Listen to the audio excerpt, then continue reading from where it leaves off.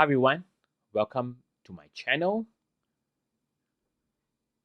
My name is Sarjun.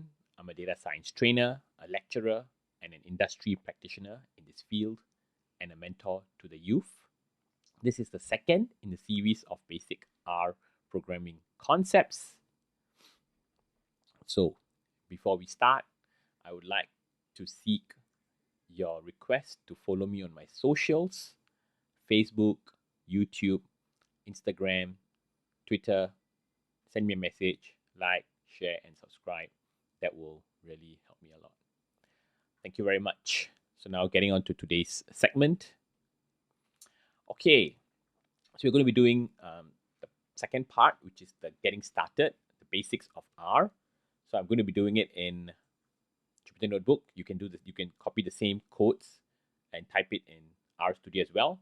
So no issues, right? It will work the same, right? I can show you some examples, but don't expect me to show you a lot of examples because I'll be jumping between two software platforms. To me, I can neatly, portray my instructions and all that easier in Jupyter Notebook, which is why I'm using Jupyter Notebook, as I mentioned. Right. So the basics today, we're going to be covering some introduction, right? Basic printing and printing of basic variables, right? Comments, markdowns, and packages, right? So what it is? So the Jupyter Notebook is a web-based application suitable for developing, documenting, and executing code, as well as communicating the results. The Jupyter Notebook has two application components: the web interface and the notebook usage. The Jupyter Notebook is used over 40 programming languages. I have done a course in Python as well. There's R, there's Julia, Scala within the data science community as well. You can also use it with big data frameworks such as Apache Spark, using Python, R with Scala, programming tools, so on and so forth. Okay, so that's some basic stuff. So we want to use the print function to print a specified message to the console screen. So I want to do what we call a simple print statement, right? For that, I want it to print, I want to use the word print. So I type print. So print is a function, so we type print.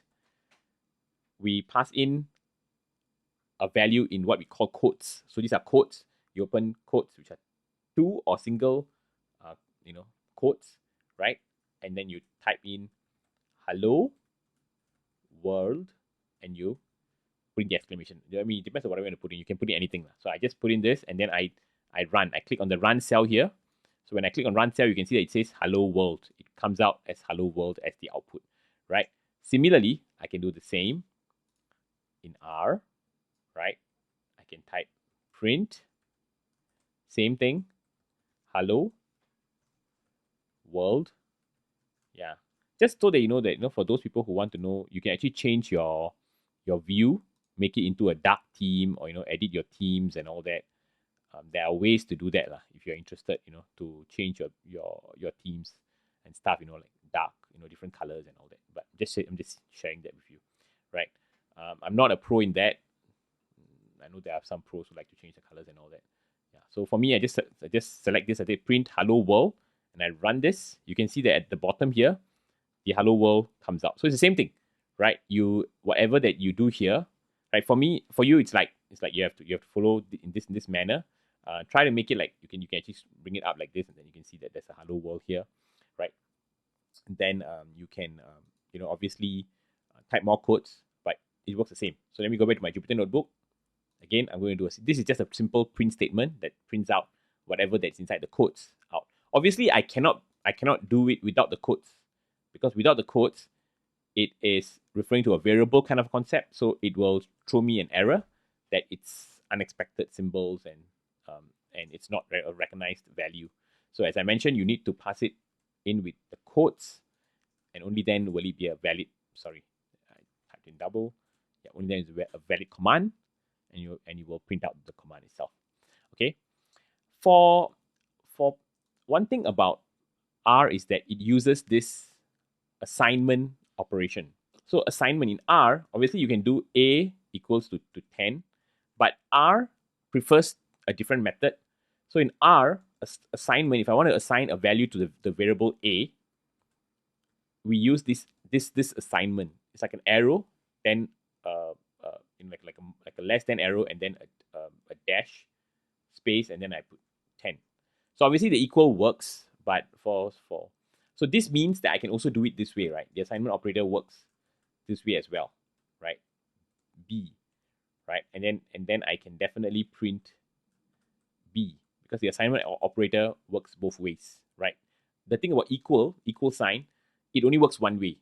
You assign the value that is going to receive the value on the left and the actual value of it on the right, right? So that's the bit of a tricky part when it comes to assignment using equal, which you need to be very sure that the value on the right always has a particular value. It cannot be a blank value or something that cannot be assigned. So that kind of thing, you need to be careful. But in this case, you are very sure that you're assigning 10 to A. Here you're assigning 10 to B as well.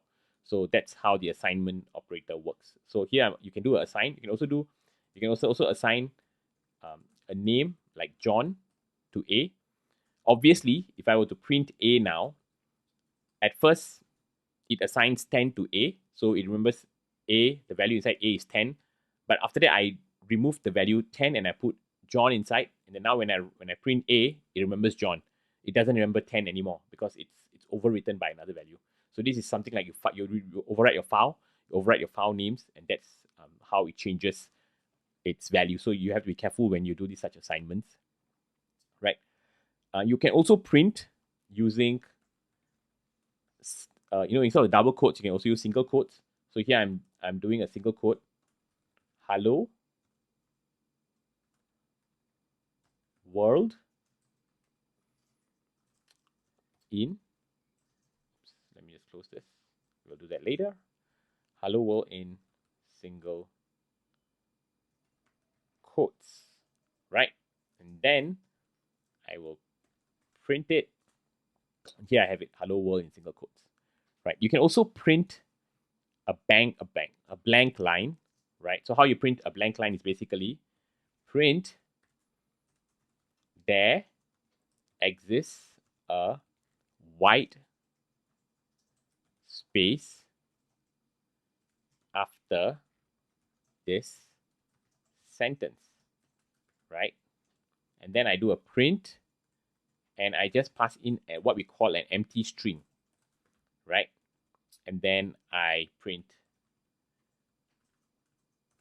there exists a white space.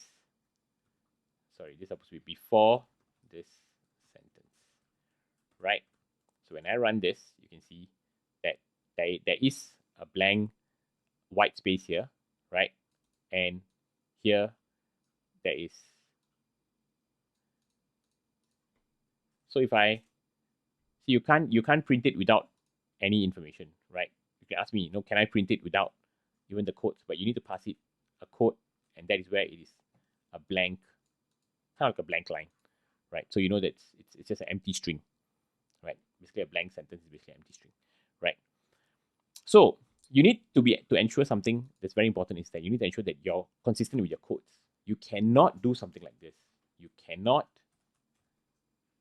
do something like this, where you start off with a double quote and end off with a single quote, because that's going to throw you an error, right? And that is not something that the program understands, because you're opening it with a particular quotes and then you're closing it with another quotes, and that's going to be confusing for even the system, right? Besides the print operation, example, if I want to print multiple variables, right? Instead of a single variable, I want to print multiple variables. I don't want a single variable. So I want to print multiple variables. In this case, I can print, let's say I have two values, value 1. So here I'm typing a comment. So I haven't started it yet. So I'm just saying the first value I want it to be my name is, right? And then the second value, I want it to be value 2 is equals to something like Sach, which is my name, right? Okay, so if I want to print something like this, so when I do it with print, what happens, right? Let's say I do my name is, this is my first variable, and my second variable is Sach, right? I do something like this. There's an error, because all the while when you're printing, we're only printing it with one variable input, right? So it's seeing two variables or two values. It's getting very shocked, right? So the print variable doesn't really help, right? In this case, so what we use the cat variable. A cat is a cat function, not cat variable, sorry, cat function. The cat function works like the print function, and all you have to do is just pass in a SEP, depending on what is your separator that you want to add as your parameter. And here I put a comma as my separator. So if you notice, if I use the cat function, I can pass it with its parentheses, the first value, the second value, and then I pass in a separator parameter, and I say it's separated by comma. What if I don't want the separator to be a comma? Sorry. What if I don't want a separator to be a comma? I want the separator to be maybe a space, right? So I just put an empty space here, and here you have it. My name is Saj, right? This is one quick way of if you want to print multiple variables or multiple values inside the cat statement as well, right? What if you want to print multiple lines, right? Not like an uneven. So you want to know like you want to print multiple lines, but you want to use cat. So here let's see how that works. Oops, did I do something wrong? Nope, I think I need to do something here. Okay, so let's try it out. So cat, let me do this is printed on the first line, right? And then I put cat again here because I'm supposed to print on the next line, right? Print function works that way, right? But cat function must be careful, right? Cat function, this is printed on the next line, or is it not? Right? So when I click run, right, this is what I have. And this is very weird because it just continues printing this after the first cat function. And then I'm thinking, but that's weird. So what you need to do is, when you're using the cat function, you need to specify your parameters carefully. So if you want to specify this as at the top line and this function as the next line, you have to be very specific about your separator. You need to have an end separator for the cat. So the end separator, basically, let me copy this and paste this here. So I need to use an end parameter called end equals to /n, right, for the first parameter. So this will mean this is after this line ends. After this particular function, this line ends, right? So the next one will automatically know it is need to print on a new line. So let me remove this part. Yeah, so you can see the first line is here, then it ends, then the next line starts, right? So it's kind of simple. Okay, on top of that, we can also have what we call the paste function. So the paste function, you use it when there is a need to store the output in a variable. You can use paste function. So let's try and see how paste function works, right? So paste function, it's quite simple. You just need to assign 3 variables. So in this case, I'm going to assign X with John. I'm going to assign Y with is. And I'm going to assign Z with a boy. So John is a boy, right? And then now I'm going to assign A with a particular combination of these. So this, I'm creating a new variable. All the while we are printing them as it is, printing the text. You know, my name is, this is printed on the first line, it's all the text. Now if I want to save a variable with a sentence or a word, and then I want to concatenate the variables and then print it out, or save it as another variable, I can use the paste function. So in this case, I can use paste, right, X, comma, Y, comma, Z. So it's actually going to paste all these 3 together and save it in a new variable, right? And I'm going to use my separator equals to space. Sorry, empty space, right? And then now I can print A, right? And you say John is a boy. You can also do a cat A, right? It still gives you John is a boy, right? So you don't have to worry about it. So both print and cat will display what you need it to display. Okay, important stuff, right? The use of hash sign. So when do you use a hash sign? A hash sign is used when you want to type in a code or comment. So example here, I want to type in a hash sign. I want to say this code helps me understand the paste function. So it's just like a note, right, for my code, right? This code helps me understand the paste function. So I'm just telling you this is what it does. So when you run this code, the kernel in for this R kernel or be it Python kernel, whichever that you're using, it will ignore those lines that are hashed out, right? It will ignore those, or at least those that suffer. So if I put x equals to 3, these values are read as a Python or R code. Sorry, not Python code, R code. But anything that is out of here will be read as a command. That means all these things will be read as command for that line. So anything before will be read as code. So you need to know that this will be a start to say, okay, from here on for this line, ignore this set of words because it's just purely for commenting, right? So the use of hash sign is just purely for commenting, right? So yeah, so use hash sign for that, right?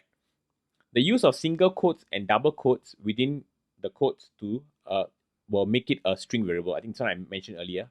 So I can do like this is a sentence, right? I can also do this is a sentence. But do note that hash means it comments out, so you'll not run the code.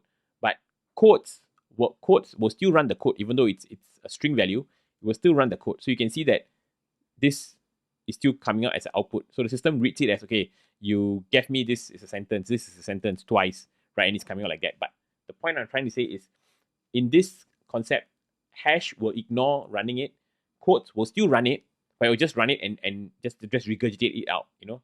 This is you tell it is a sentence like a parrot, this is a sentence. This is a sentence, this is a sentence. It'll just tell you what you tell it, you know? It's kind of like reciprocating what you're saying, right?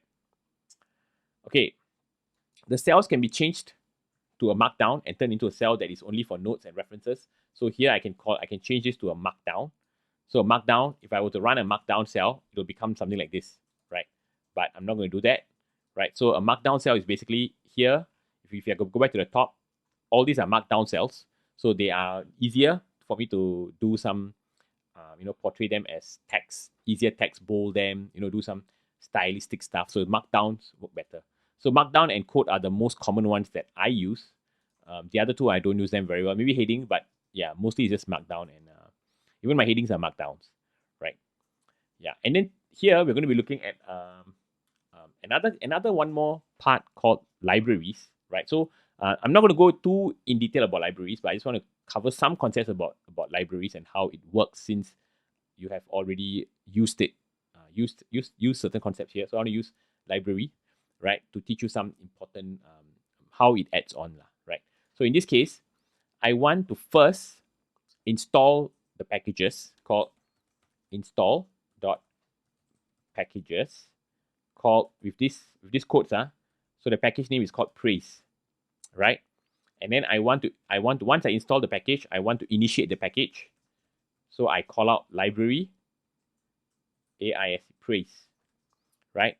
When I do that, there is a function called praise function that will come out, and it's very similar to the print function, right? But it gives you the ability to do some kind of manipulation of words and stuff. So let's see. So now I want to call out the praise function. So let me call out the praise function. So I use is instead of print, I'm using praise, right? So I say, dear participant, you are, okay, here's where it gets slightly just a bit different. I'm going to pass in a dollar sign and then the curly braces, and I say adjective. So the system will know that here it will realize that it actually has to pass in an adjective inside this word. So dear participant, you are a adjective, and definitely, right? Definitely, N-I-T-E-L-Y, yeah. Definitely a dollar sign here and another adjective, right? So it's just a simple usage of the praise, and then I do an exclamation mark, and then I will run this cell. Okay, so it's installing. It will take a bit of time. It's going to install packages, and then it says, okay, packages installed. It says, dear participant, you are, okay, let me run this again. Okay, sorry, the first time there was some error in the code, but see, dear participant, you are stylish and definitely lovely. Okay, let me run it again. Dear participant, you are good and definitely solid. So you can see it changes this adjective to good, and then here it changes to another adjective called solid, right? Okay, let me try one more time. It says, dear participant, you're great and definitely well made. Okay lah, don't know what well made means, but yeah. So it's fun. It's fun to use this to work as well, right? Okay, so important, even when you're working in R or working anywhere, you want to make sure that you set your working directory. So you can go into sessions. So here in R, you can always go to sessions, set working directory, and choose a directory. So here, let me show you. So you go to sessions, set working directory, and choose a directory. So this is where your files that you want. So for me, my files are in R programming, R, and wherever that I choose it to be, right? But in your case, you may want to save it in your documents. You have a program called R. That's where you put all your R files, right? So that's something you want to be careful about, because you need to make sure that that is where your files are referenced. So if you don't have it there, and then you have certain data files there, and then you ask the file to refer to the particular data file, and it's not in that environment or in that folder that you're looking for, then it's going to have issues accessing the data file or the CSV or the Excel file that you're looking out for, right? So make sure that you do that as well. So if you are using Jupyter Notebook, in Jupyter Notebook, what you can do is you can set WD, right, into your, say, C/users/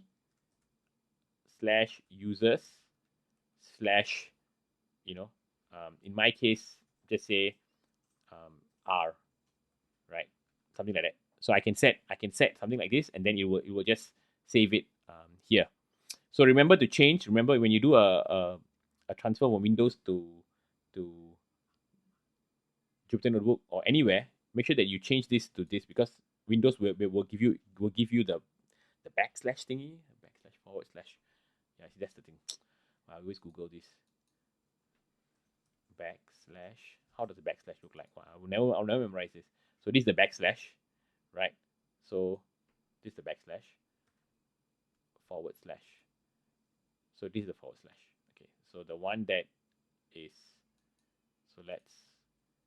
so this, let me just double check one more time. Yeah, so this is the forward slash. So Windows will give it to you in forward slash. When you pass it in to do your set working directory, it needs to be in backslash. There are these slight nuances that you need to be careful about. Right. With that said, we have come to the end of today's segment. Till the next lecture. See you.